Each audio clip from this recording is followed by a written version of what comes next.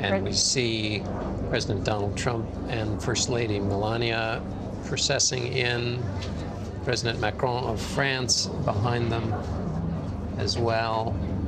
And they are being led to their seats for what is going to be, no doubt, a very moving funeral mass that will begin shortly. And Chris, just describe what it is like there in the square, because I was just overcome, the tens of thousands of people from all around the world, and they're relatively quiet, waiting for this moment as they're thinking about what Pope Francis meant to them.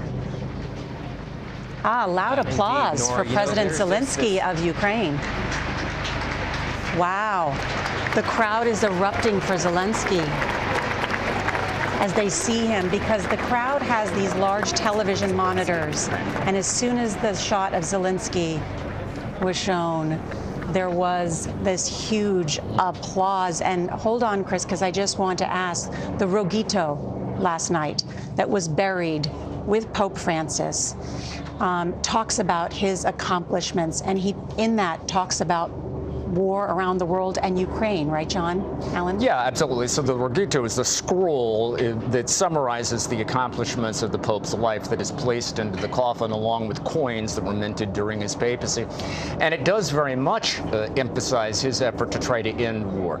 The Pope was extraordinarily active on Ukraine from the very beginning of this conflict. At one point, he actually appointed a personal diplomatic troubleshooter, Cardinal Matteo Zuppi of Bologna, who's the president of the Italian Bishops' Conference, who traveled to Moscow and to Beijing and to Washington and to Brussels to try to bring an end to this conflict, or at least to try to bring some humanitarian relief to it.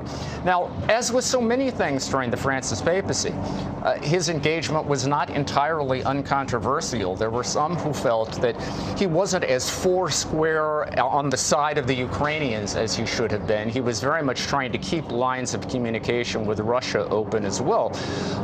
And there were some for whom that was not always a congenial stance. But I think the one thing you cannot question is that Pope Francis was a pope that wherever he saw war, he tried to stop it. We have learned now that President Zelenskyy of Ukraine and President Trump have met just before this service and now have plans to meet again. Wow. I'm going to show you, these are the first pictures that we received just a short time ago. Incredible.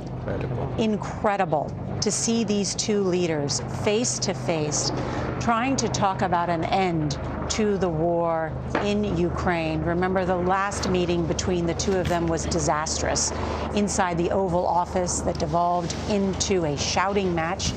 Now, there's something poetic almost about this. The next is this second meeting, or the meeting after that one, being inside the Basilica. They are inside St. Peter's Basilica, as if they've just drawn up two chairs and decided impromptu, all right, we'll sit down.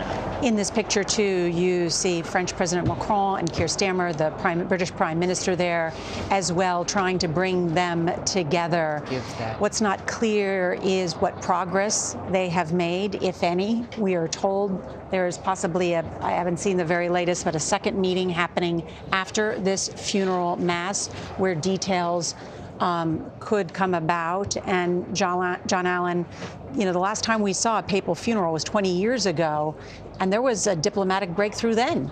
Yeah, that's right. The president of Israel actually had the opportunity to shake hands with Bashar al-Assad of Syria and Mohammad Khatami of Iran, two countries that do not recognize the right of Israel to exist, and is probably as close as they've ever come to doing so in their history.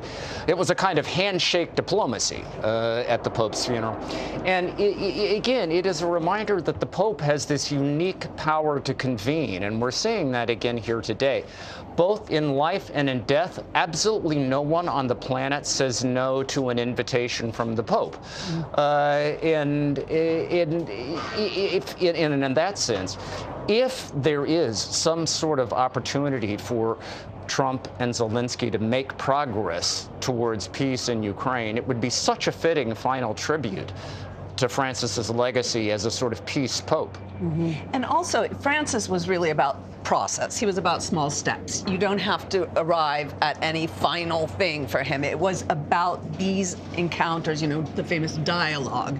And that was always what he was emphasizing and what he was looking for. I don't think he ever had the idea that he had to have a certain outcome. It was important to him that people sit down, you know, whether it's inside a basilica or in a boardroom, but that at least the goodwill effort was there. If you're sitting down with somebody, he feels like that would get you, and he would repeat that over and over. And that was one of the things I asked Pope Francis about in our interview, is what gives him hope. Let's take a listen. When you look at the world, what gives you hope?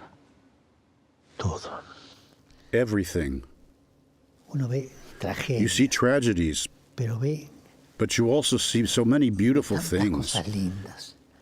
Uno ve madres heroicas, You see heroic mothers, hombres heroicos, heroic men, men who have que hopes and tienen ilusión, dreams, mujeres que miran women who adelante. look to the future. Eso a mí me da That mucha gives me a lot esperanza. of hope.